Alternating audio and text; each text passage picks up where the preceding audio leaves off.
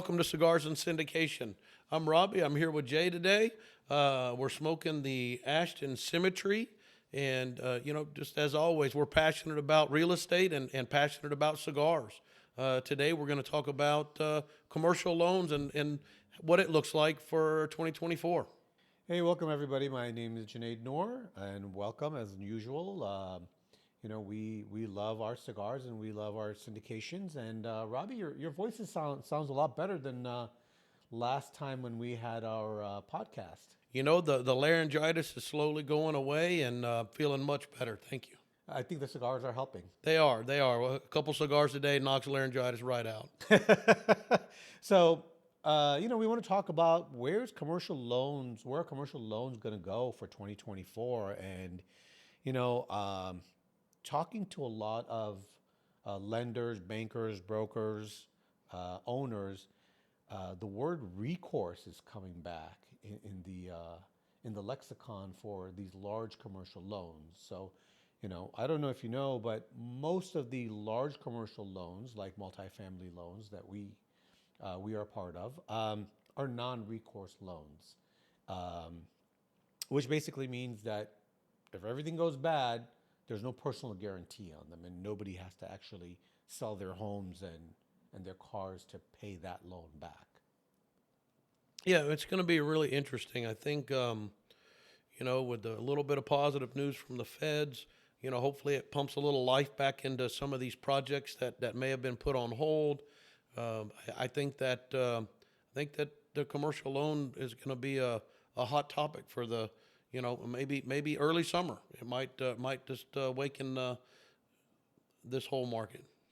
So, we had a previous podcast on where commercial loans are going to go, and we had talked about the fact that there's a lot of loans that are going to come due, right? Most commercial loans are 5-year loans. They're amortized longer, but they're due every 5 years. They get redone every 5 years.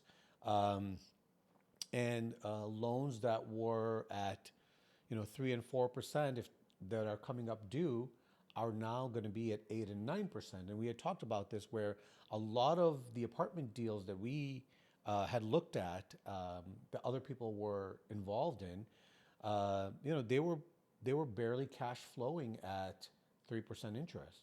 So at 9%, they're not going to cash flow at all.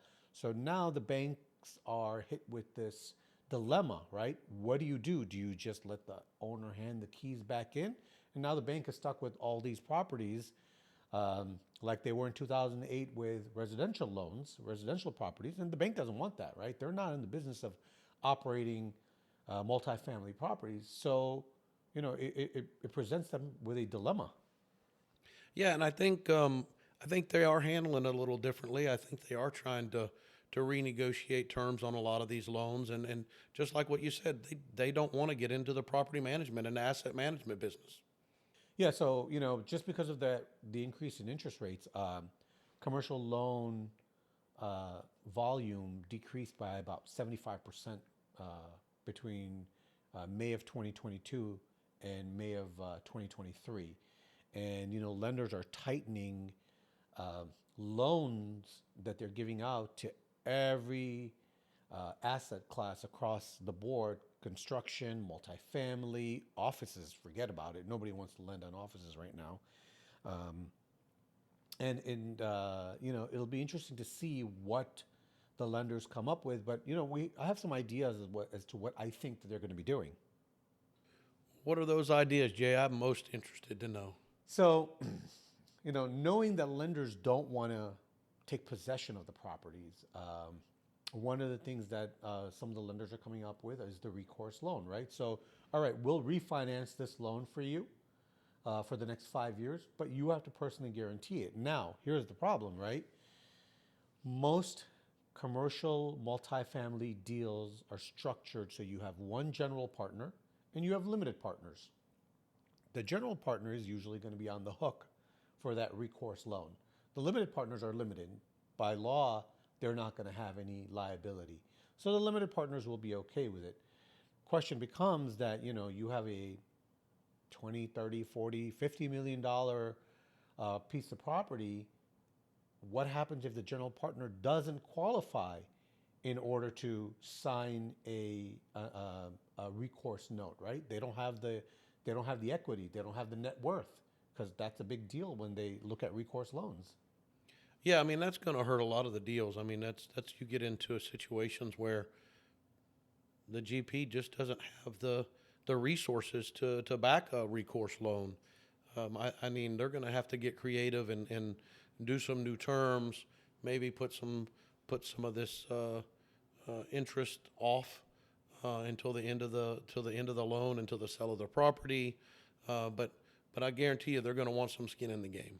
Yeah, and I think one of the things that the banks might be willing to do, if I were a lender and there was a loan coming up for renewal, and it was not going to cash flow at 8%, I would amortize it instead of 20 years. Maybe you amortize it over 30 years. You get your 8% interest rate or your 9% interest rate. You're amortizing for a longer period of time, so your monthly payments are lower, and therefore the rent that's coming from the properties produces enough debt service coverage to be able to make those payments. But therein lies another dilemma, and you know what that dilemma is with rents going, what's happening with rents right now in some of these markets.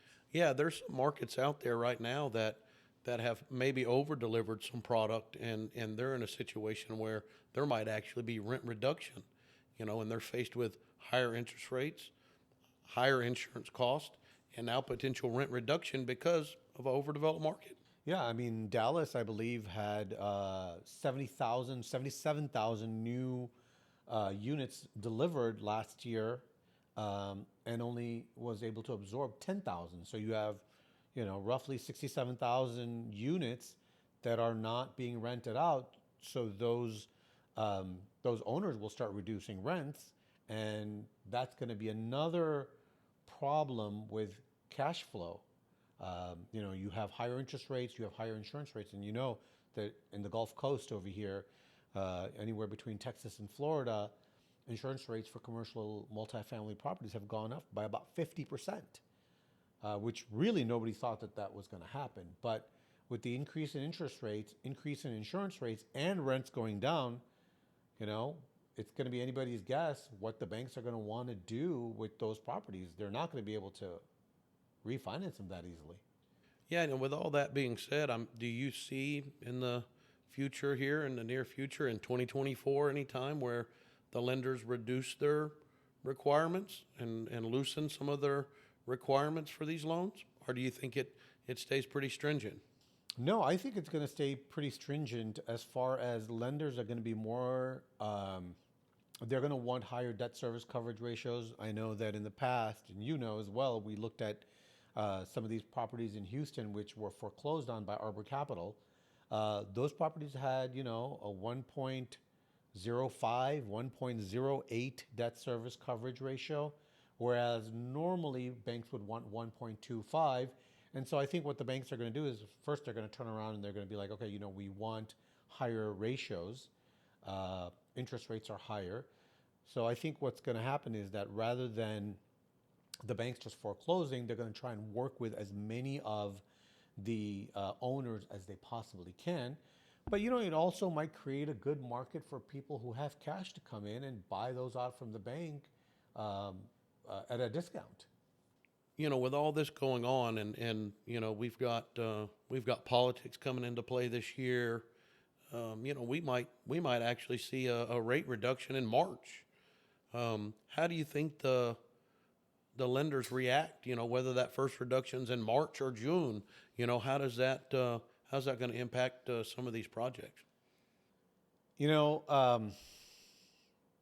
a rate reduction happens in March, and most indications are June. But if it does happen in March, I don't see the Fed reducing the rates up by a lot, maybe by a quarter point, just to push the market along and to give the market an indication. And when we talk about the market, a lot of it has to do with the stock market, right? And because most Americans' assets are tied up in their 401ks. And so a quarter point reduction in the stock in the rate would push the stock market up further. People's 401ks go up again. People are happy, and there's not a lot of contention with the economy during an election year. However, I don't even see a quarter point reduction helping the real estate market all that much. I mean, you're talking about interest rates on a refinance going from maybe 9 to what, 8.75. Well, if a property was barely cash flowing at 4%, it's still not going to cash flow at 8.75. So I think a lot of these properties are going to be in trouble, and the banks are going to be in a lot of trouble as well, because they don't know what to do with that. They're not going to want that property, and they don't know what to do with the asset. So on the deals that are actually getting through and getting the capital they need, would it be safe to say that those are probably pretty solid, pretty good deals that are coming out to market? Yes, I would say that if there are deals happening in the market, but so here's what I've been hearing, right? The deals that are getting done, their loan to values are much, much lower. So where the banks used to lend at 80% loan to value, the banks now want 50 and 60% loan to value. So the deals that are getting done are ones where there's a lot more cash involved, a lot more equity involved from the GP side and the LP side, which also means that returns are going to be lower, right? Because returns are higher as a function of the leverage. The higher the leverage, the less cash you put in, the more return you get on your capital. With loans being at 50%, the marketing that the GPs are doing is, well, we're going to put in 50% now, but then we're going to go and refinance within the next 3, 4, 5 years.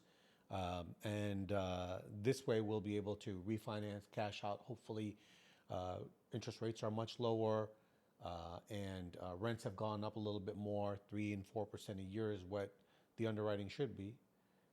That's another dilemma, where people have been underwriting rents at very high numbers, and it just didn't pan out. So the deals might be good deals, but they're going to be a little bit more conservative. IRRs are going to be a little bit lower, but still doesn't mean it's not a good deal. Right, and the term for deals from the investor's perspective that I've been hearing a lot of is long-term hold. So we're not talking about how we used to do it, where you can buy an apartment complex, you can turn it around, raise the rents, and refinance and cash out within 3 years, or sell it to somebody else within 3 years. Now it's more like a 5-year, 6-year, 7-year hold. Well, now, I know we had an interesting conversation a few weeks ago. It was about IRR versus AAR. Is that something that you might see a little bit more of as these deals stretch out from a time frame standpoint? Yes. So, I've been seeing a lot of deals come through where they're showing AAR, average annual return, versus IRR, internal rate of return. And those two numbers are calculated differently. AAR is just the average return that you're going to get over the period of time, but it doesn't really take into account the amount of time that you're not making that money. Yeah, as an investor, take the time to understand the difference. As a GP or a sponsor, make sure you identify these very clearly. Yeah, because a lot of GPs can get in trouble by showing an AAR, an average annual return, where the LPs are thinking it's an IRR. And I'll agree that a lot of LPs, a lot of limited partners, a lot of investors, especially ones that are unsophisticated, don't really know the difference. But as a GP, yes, I would strongly recommend that you explain the difference. And as an investor, you're right. People should understand what the differences are. Well, that's pretty much what we got for the commercial loan environment for 2024. If you want any further information or just want to educate yourself, do some due diligence, jump on albanyparkcapital.com. Check out all the wonderful articles that Jay's written. This Ashton Symmetry is a pretty good smoke. What do you think, Jay? I really like this as an afternoon smoke. It started out very spicy and just kind of mellowed out. It's a good, not too strong, like a medium smoke. But yeah, pick up an Ashton Symmetry if you can, and enjoy a smoke. Read some articles. Educate yourself. Get to understand what you're getting yourself into, and invest wisely. We'll see you next time. Thanks.